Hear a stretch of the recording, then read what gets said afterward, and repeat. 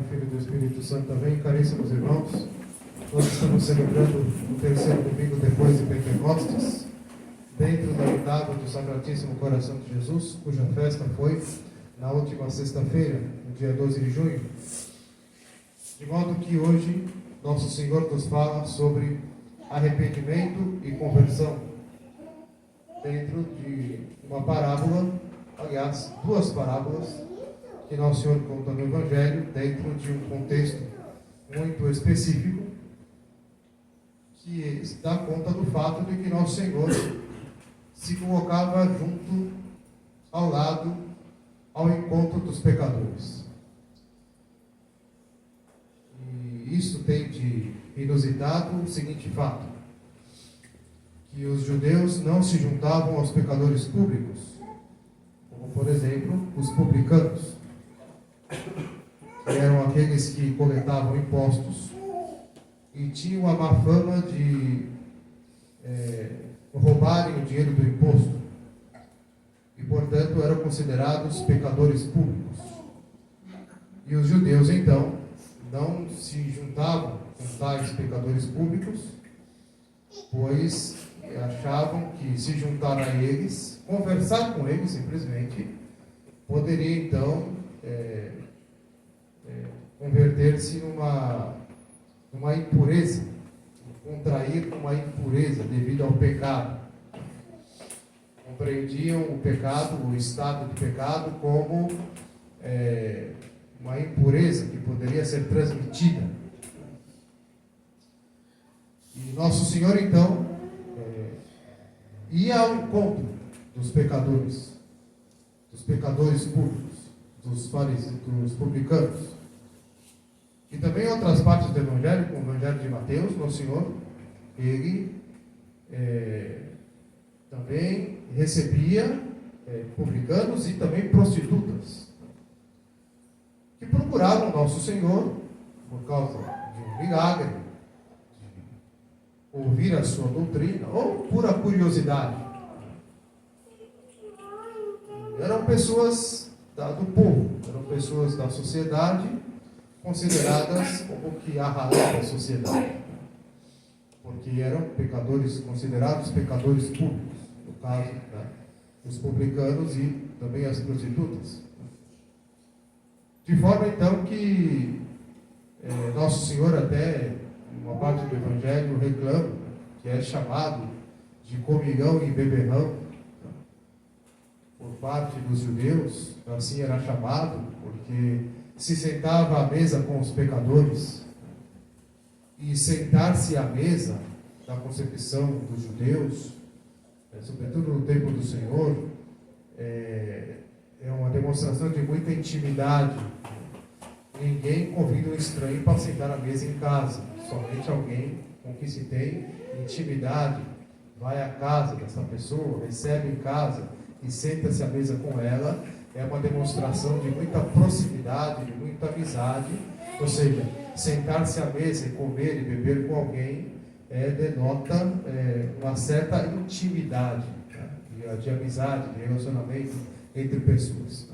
E Nosso Senhor, ele então tinha essa atitude de recebê-los, de sentar-se à mesa com eles, de ir à casa deles, visitar a família. E ali Nosso Senhor então transmitia a sã doutrina, e ali Nosso Senhor convertia aquelas almas.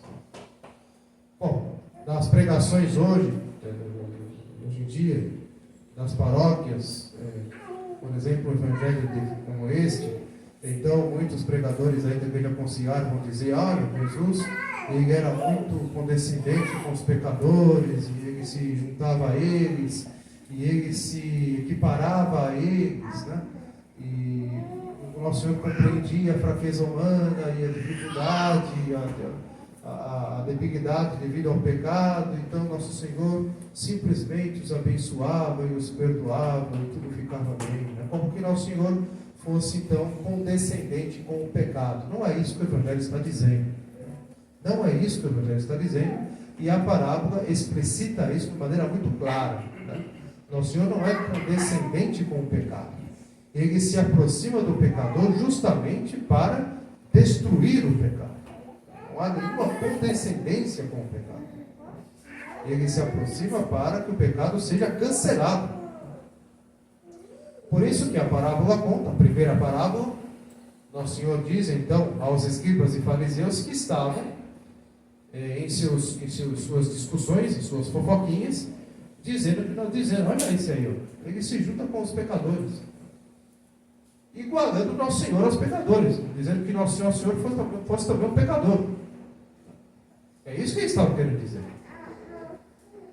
Uma blasfêmia, um sacrilégio falar uma coisa dessa.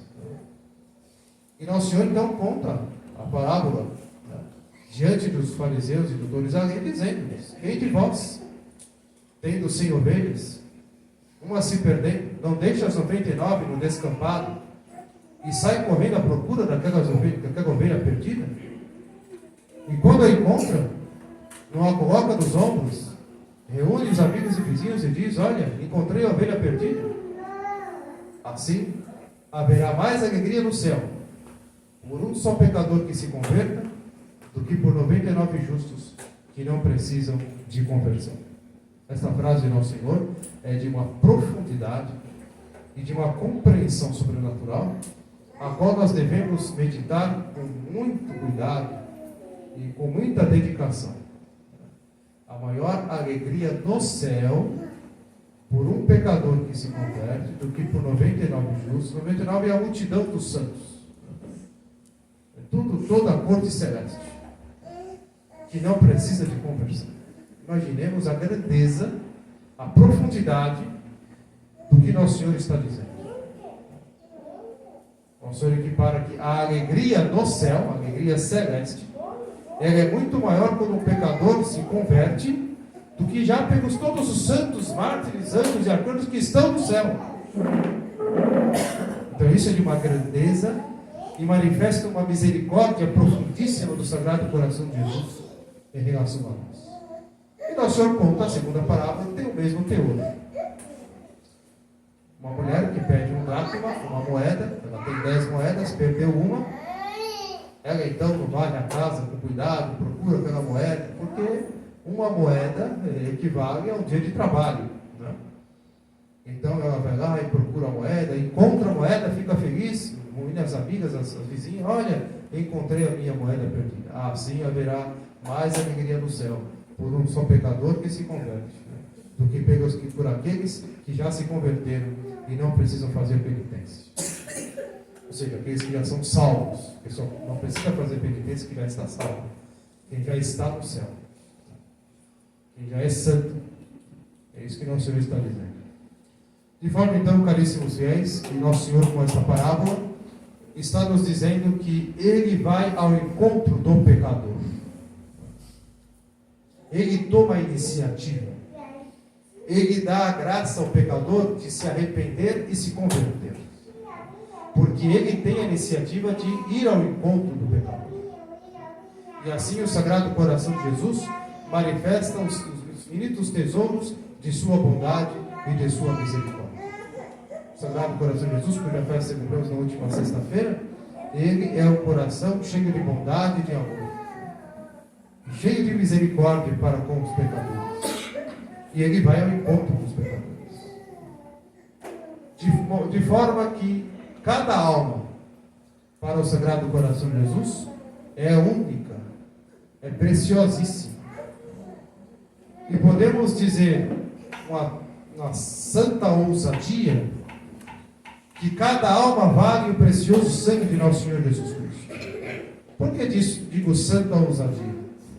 Porque de per si uma alma não pode valer o precioso sangue de Nosso Senhor Jesus Cristo. Porém, Nosso Senhor, em seu coração bondoso e misericordioso, quis que isso fosse assim, porque derramou o seu preciosíssimo sangue até a última gota por cada alma. Então Ele fez valer cada alma preciosíssima, porque cada alma vale o precioso sangue de Nosso Senhor Jesus Cristo derramado no alto do Calvário, na cruz. Então cada alma é única para o nosso Senhor. Cada alma é preciosíssima. Cada alma é predileta dele. Deus tem uma predileção por cada alma. Portanto, esta condescendência de Nosso Senhor para conosco se dá justamente porque o Sagrado Coração de Jesus se aproxima de nós, se adianta a nós mesmos, se aproxima de nós e com a graça santificante suscita em nós o arrependimento dos pecados. Por isso Nosso Senhor, quando Ele acolhe os pecadores, vai ao encontro deles e até faz refeição com eles, não é uma condescendência com o pecado, pelo contrário, Nosso Senhor suscita neles assim a graça do arrependimento para que, abandonando o pecado, então aquelas almas se salvam. E há mais alegria no céu por cada alma que se salva do que por todos os santos e justos anjos, arcanjos que já estão no céu e não precisam de fazer penitência e não precisam de conversão. Isso é grandiosíssimo. Isso é algo inestimável. Isso é algo que nós devemos exultar de santa alegria com toda a igreja, porque realmente é de uma bondade, é de uma misericórdia, é de uma gratuidade, é infinita de Deus nosso Senhor. Ele derrama o seu amor sobre nós. Ele não se contém em bondade e misericórdia para conosco, de forma que uma só alma, como se só ela fosse salva, como se nosso Senhor viesse ao mundo e morresse só por uma alma, para nosso Senhor, isso já lhe satisfaz. Porque cada alma é única. Cada alma para Ele é única. Ele nos chama pelo nome. Cada alma é insubstituível para Deus nosso Senhor. De modo então, caríssimos fiéis, que o arrependimento dos pecados abre as portas do céu. A importância do arrependimento dos pecados. Porque sem arrependimento dos pecados não há conversão.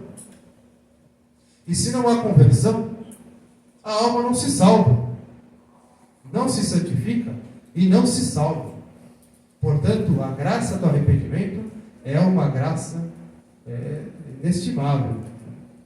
É uma graça que devemos pedir todos os dias.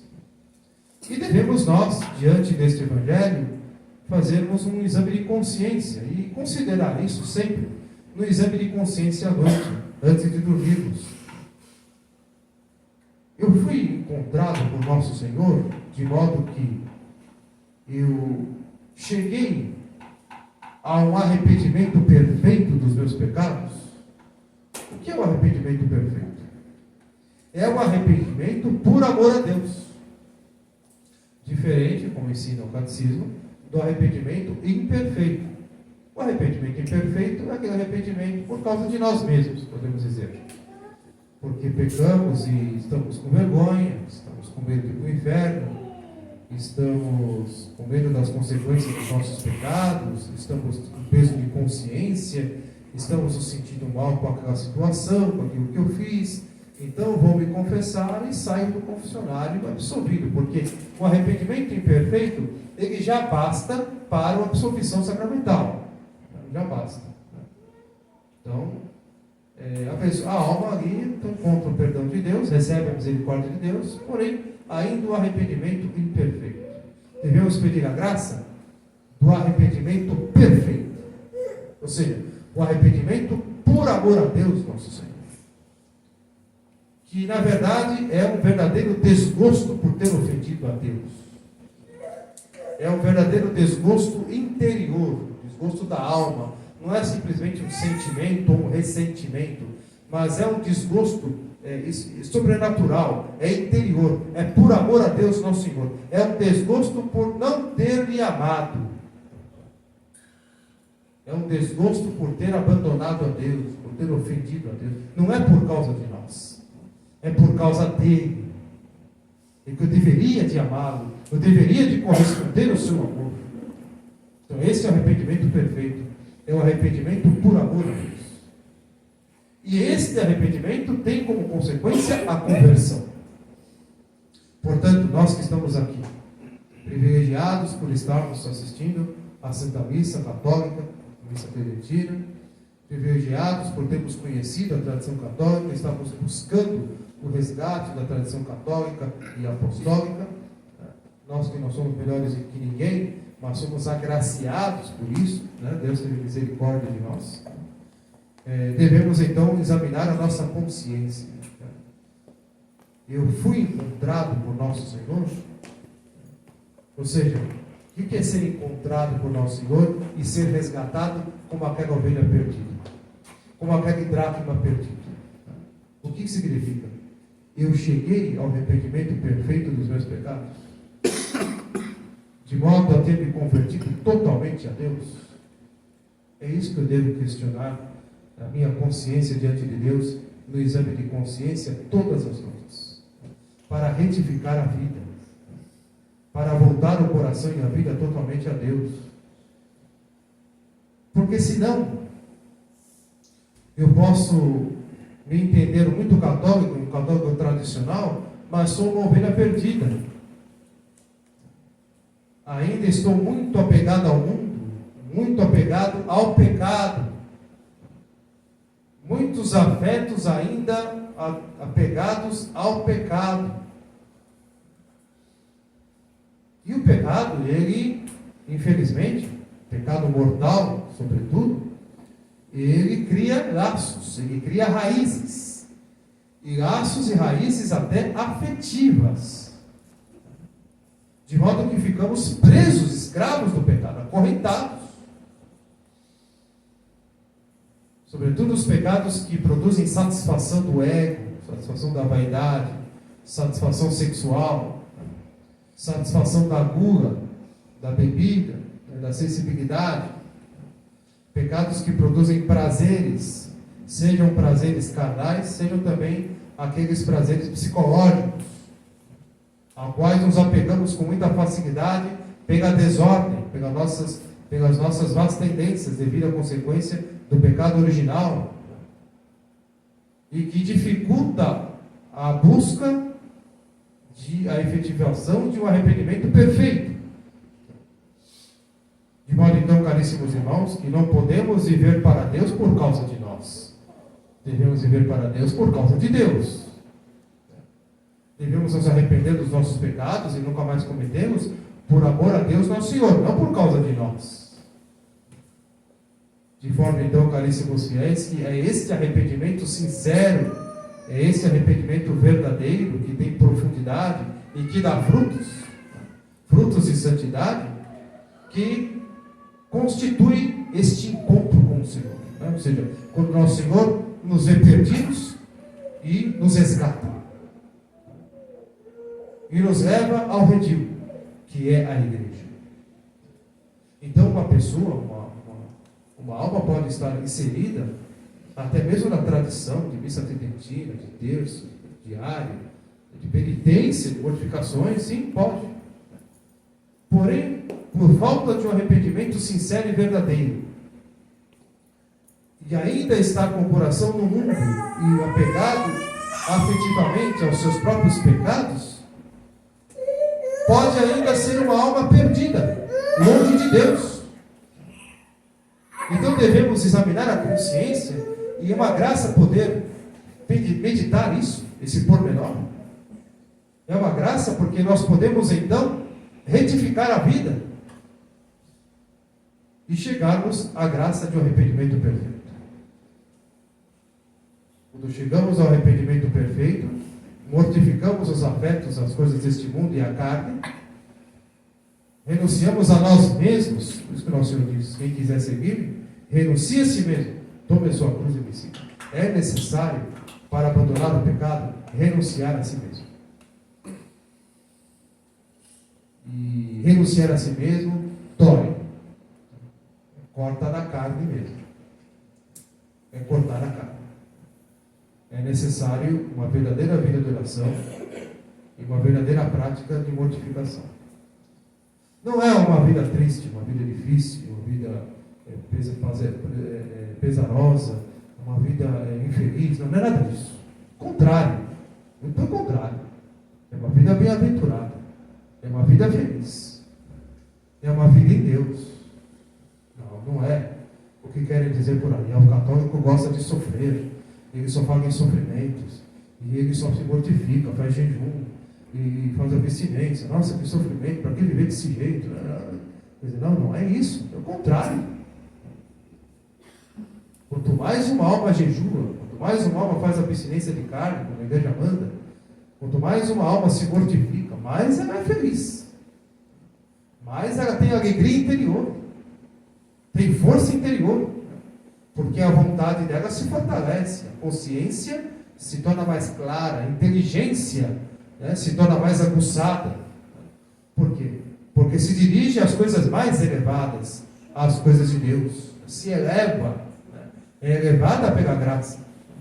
Então, portanto, é uma vida maravilhosa, uma vida feita de sacrifícios e renúncias, mas uma vida maravilhosa, aliás, uma vida admirável, que o mundo mesmo odiando, por outro lado também até admira. Admira porque gostaria muito de ter uma vida assim, abençoada de Deus, e não tem, porque está afundado no pecado, está afundado nos vícios, nos apegos às coisas do mundo. Então nós devemos nos propor a isso. A conversão, a renunciar a si mesmo todos os dias, é cortar a carne, dói. Tem que ter o sacrifício. Se no jejum eu não passar fome, não é jejum. Se a mortificação não me deixar contrariar, não é mortificação. Então, requer sim, requer o sacrifício, requer suportar, requer luta, requer perseverança, requer manter-se firme. Por isso requer a graça de Deus. Só com nossas forças seria uma pretensão, seria uma vaidade, queremos ser santos e se arrepender e mudar de vida. Não, nós contamos com a graça de Deus. E mesmo com nossas debilidades, com nossas dificuldades, com nossas fraquezas, nós, em correspondência à graça de Deus, empenhamos todo o nosso sacrifício. Empregamos todos os meios. Utilizamos de todos os meios que a graça de Deus nos dá através da Santa Igreja. Não fizeram os santos, não, que para os olhos do mundo pareciam fanáticos, pareciam pessoas muito exageradas, pareciam pessoas muito radicais demais, muito extremistas, né? Nossa, para que rezar tanto assim? Para que se mortificar tanto assim? Para que tanto jejum? Nossa, para que isso? O mundo vê dessa maneira. Escândalo para os judeus e loucura para os pagãos, como diz São Paulo. Esta é a cruz de Cristo.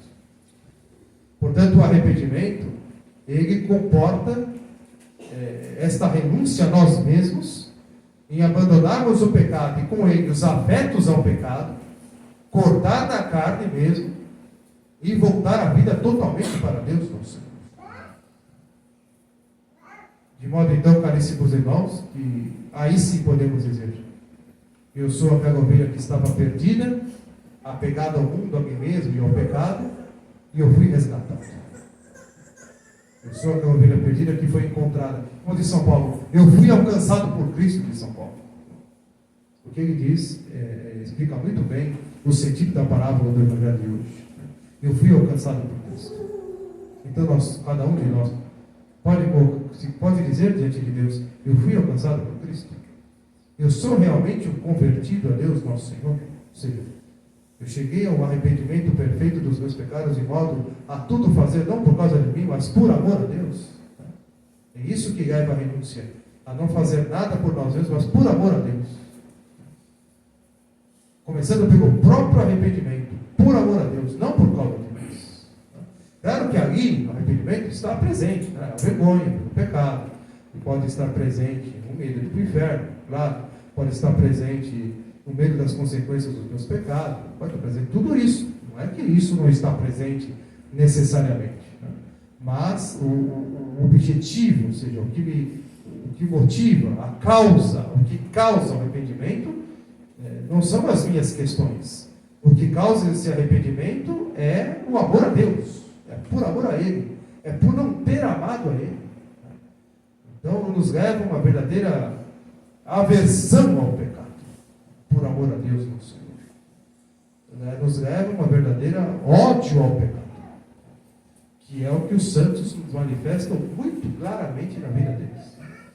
Uma verdadeira detestação do pecado. Isso é uma graça que devemos nós pedir todos os dias. A graça de detestar o pecado mortal, que nos leva a ferozmente combater o pecado venial. Ou seja, não podemos nos conformar com o pecado. Deus não convive com o pecado. Por isso que Ele vai ao encontro do pecador, para justamente levar o pecador ao arrependimento e que ele assim abandone o pecado.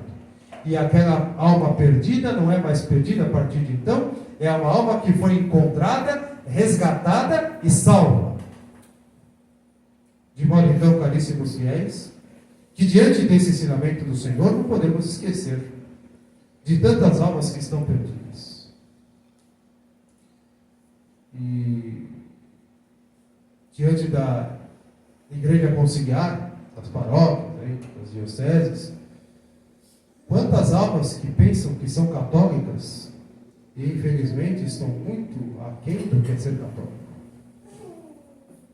Muitas almas que praticam o protestantismo, praticam uma espécie de um judaísmo do Concílio Vaticano II, da Igreja Conciliar, porém estão aí nos movimentos carismáticos e nessas missas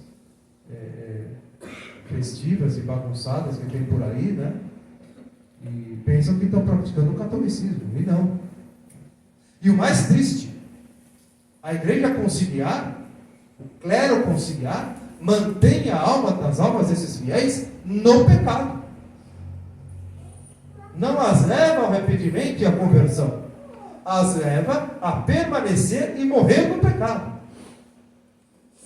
Quando uma pessoa comete um pecado e vai lá se confessar com o padre da paróquia da Igreja Conciliar e é levado a uma salinha no confessionário, e o padre de chinelo e calçadinhos coloca uma estola colorida feita de crochê, e ali então a pessoa se confessa arrependida, porque aquela alma ela é sincera, uma maioria delas são, tem sinceridade, querem se salvar, querem amar a Deus, elas querem ser católicas, mas estão ali, enganadas.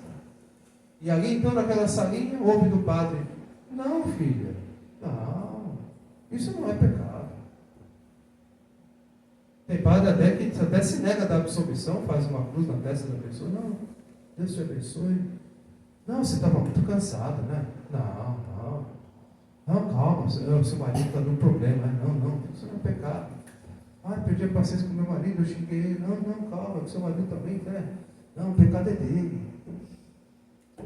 Não, fique tranquila, não, sua mulher, não tem problema, não. Nada é pecado. Você estava cansado, você estava nervoso, você estava estressado. Não é pecado. Às vezes até situações graves de adultério, mas você também merece ser feliz. E aquela pessoa, se o padre está falando, né? Então, está certo. E ela sai dali pensando que está perdoada, ou não, e fica no pecado. E aí no sermão ouve do padre: não, mas se você cometeu um pecado e você tem vontade de comungar, comungue. Né? Porque é necessário você comungar assim para que você consiga vencer esse pecado, vencer essa fraqueza. Então você precisa de Jesus. Tem até uma musiquinha da Visão Carismática que diz: eu não comungo porque mereço, comungo porque preciso de ti. Tem uma música, todo mundo canta nas paróquias dele. Não comungo porque mereço, comungo porque preciso de ti. Uma frase tão bonitinha, mas esconde nela uma grande heresia. Esconde nela um grande mal às almas. Como tantos cânticos que cantam aí nas missas da Igreja Conciliar, na missa nova. Uma pessoa fica afundada no pecado pensando que é católica. Às vezes até quem sabe pensando que é santa. E chega na hora da morte, lá no hospital, momento difícil, então, a pessoa, quando o padre consegue chegar, né, no leito de morte, os obstáculos são todos, né, às vezes da própria pessoa, do próprio enfermo, às vezes do hospital, às vezes da família, às vezes dos três juntos e de mais coisas. Né. Então, tudo é obstáculo para o padre chegar até o enfermo, e eu que sou padre, eu sei disso. Quando o padre consegue chegar com muito custo no leito da pessoa, então a pessoa ela quer receber a unção dos enfermos, não a extrema-unção, né? A unção dos enfermos. Isso tem um propósito, né? De banalizar a extrema-unção, de não preparar a pessoa para o céu. Na igreja conciliar não é extrema-unção, é a unção dos enfermos. De modo então que a pessoa quer receber a unção dos enfermos, mas não quer se confessar. Quer comungar, mas não quer se confessar. Eu fui pároco 6 anos da paróquia Nossa Senhora das Angústias, lá na Barra Funda de São Paulo, e a experiência que eu fiz ali com relação a pessoas idosas que eram fundadoras da paróquia, mulheres muito piedosas lá, quando eram novas, né? Ainda até solteiras, ajudaram a construir aquela igreja, até colocando tijolo mesmo, carregando pedra e tijolo. Ajudaram a construir a igreja, e agora já idosas, depois do Vaticano II, e todos os padres que passaram por lá, perderam aquela piedade, perderam a fé. Deixaram de ser católicas. E já não iam na missa. E eu visitava aquelas senhoras, tudo quando podia, visitava. Né? Já cheguei a confessar pouquíssimas. Mas na hora eu acompanhei a morte de cada uma praticamente. E foi morrendo uma atrás da outra, senhoras muito idosas, né? Bem idosas mesmo. E lembro quando eu ia no hospital e ia lá para atender a confissão delas, não queriam se confessar. Não tinham a prática da confissão, não sabiam se confessar e não queriam se confessar. E aí eu perguntava, mas você precisa se confessar, né? Então, se preparar, né? Ah, mas o padre lá na paróquia, uma vez, talvez, tal dia, não sei quantos anos faz, disse para mim que eu estou idosa, estou doente há muito tempo, eu não tenho mais pecado, não preciso me confessar. Aliás, nem me lembro de nenhum pecado. Ou, eu não tenho pecado, eu paguei minhas contas, cuidei dos meus filhos, não sei o quê. E a pessoa morreu sempre no pecado. Quem que não tem pecado? Todos os santos morreram se confessando.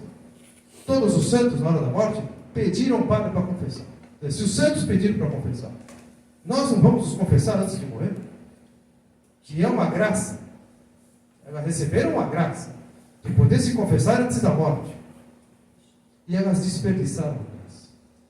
Porque eram más? Não. Por causa da igreja conciliar. Que ilude, engana a pessoa, fazendo acreditar que é católica, porque a faz abandonar a fé católica, e ainda a faz morrer em pecado, porque diz a ela que ela está perdoada e que ela não está em pecado. Isso aqui é uma engenharia muito bem feita para fazer justamente destruir as almas, fazer as almas se perderem. O Concílio Vaticano II é maléfico, a igreja conciliar é maléfica, porque conserva a alma no pecado e a faz morrer no pecado. E não há como o padre nacional faça que aquela alma se converta. A dificuldade para converter uma alma da igreja conciliar é uma coisa assim que nos deixa completamente abismados. Se pegamos um judeu, um protestante, um ateu, é mais fácil converter do que um fiel da igreja conciliar. Por quê? Porque está convicto que é católica e que vai para o céu, no pecado.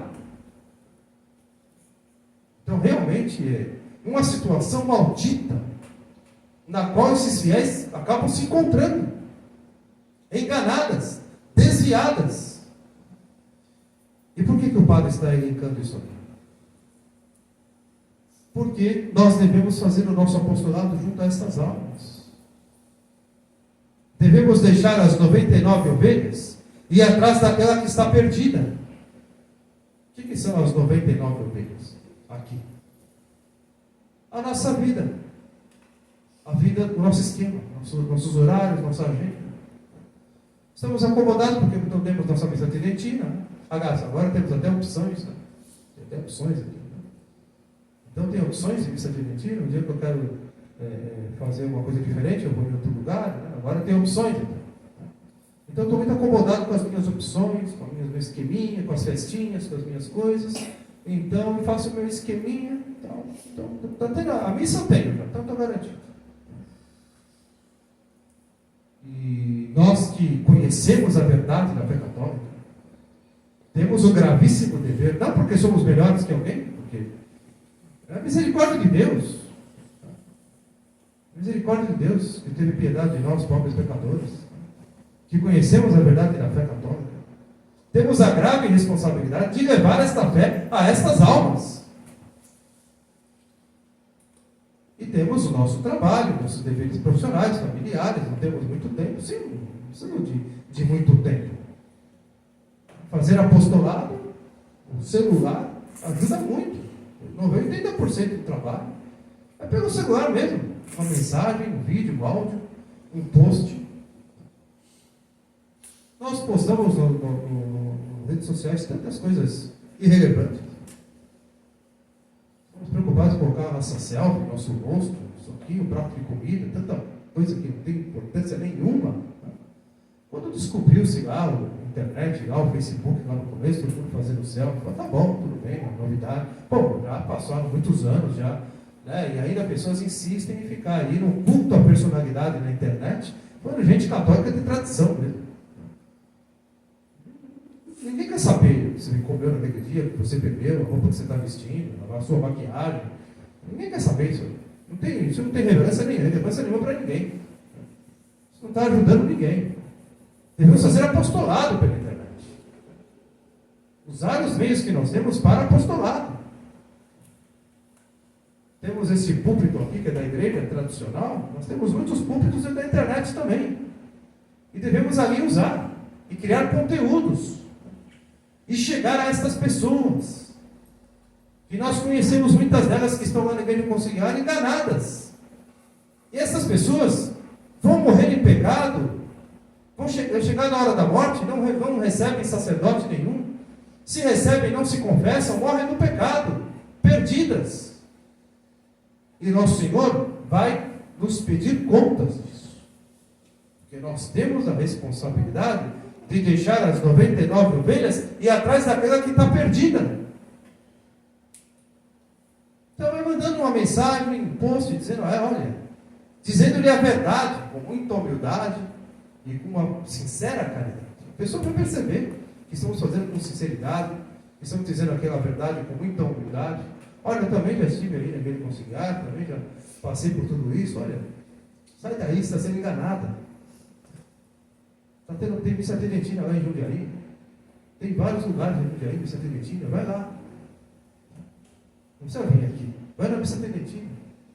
Vai se confessar. Muda de vida. Abandona essa estrutura aí. Está sendo enganado. Dizendo a verdade, você vai para o inferno. Você não se converter, você vai para o inferno. Falar assim na lata mesmo, claramente.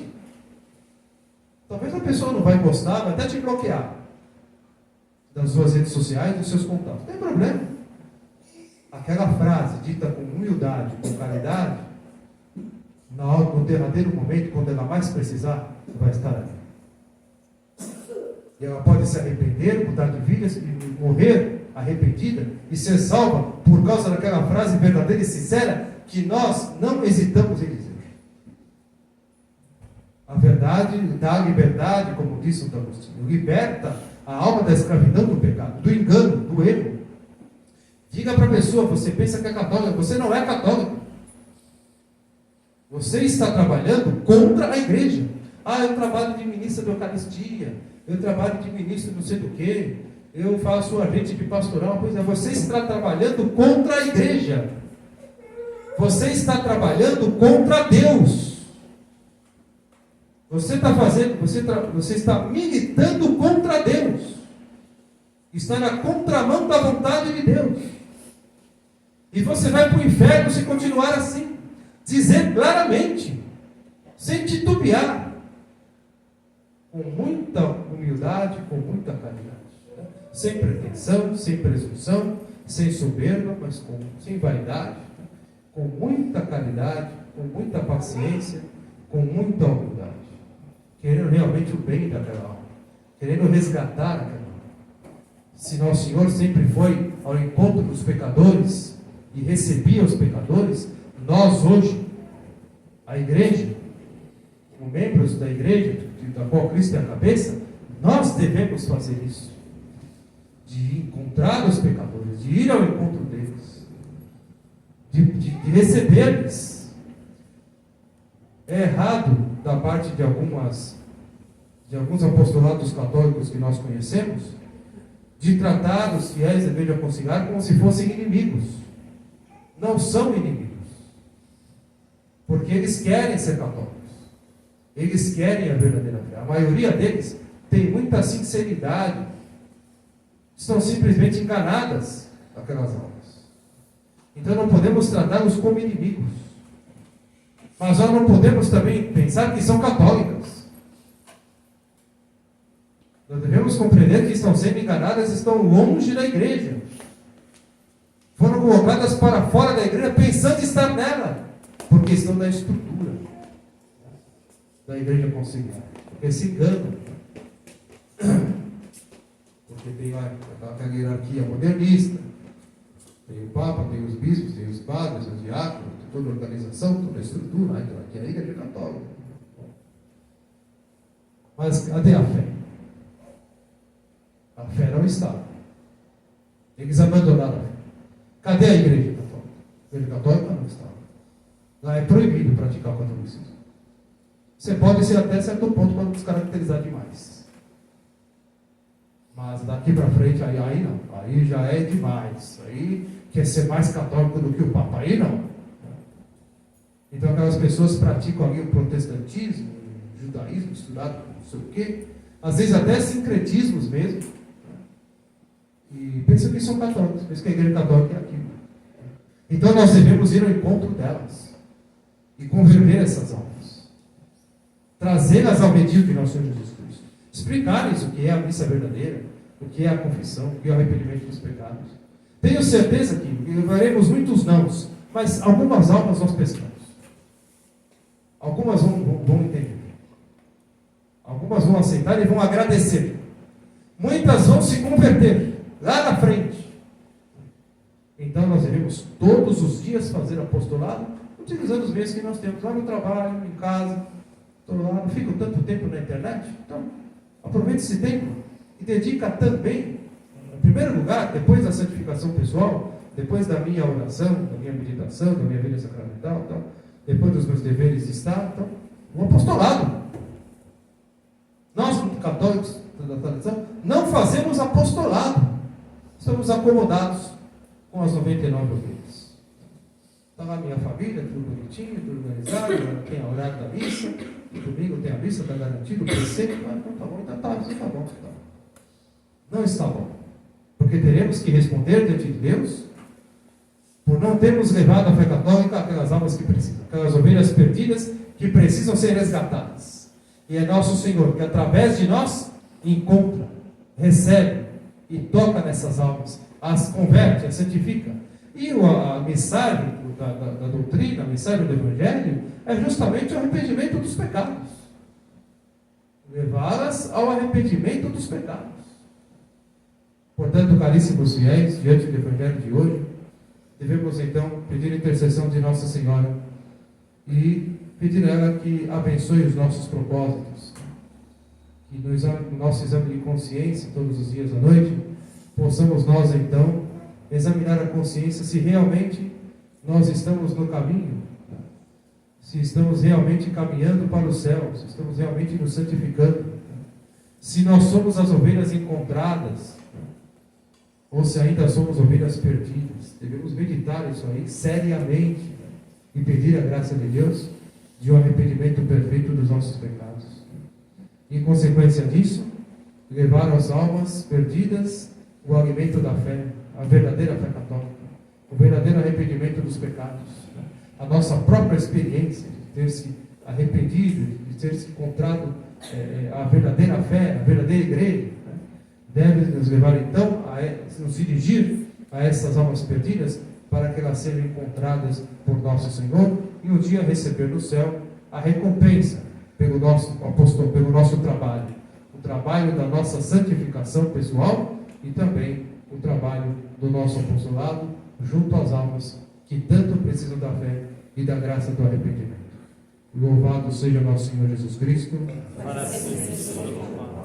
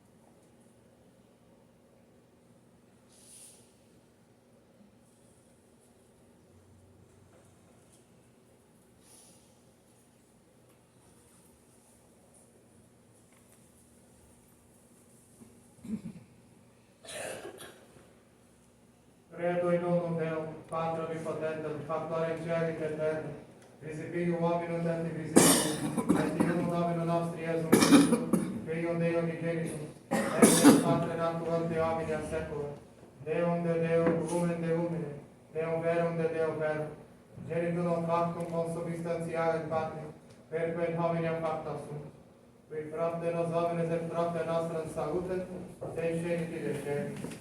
Et incarnatus est Spiritus Sanctus, ex Maria Virgin, et homo factus est. Fortificus et nobis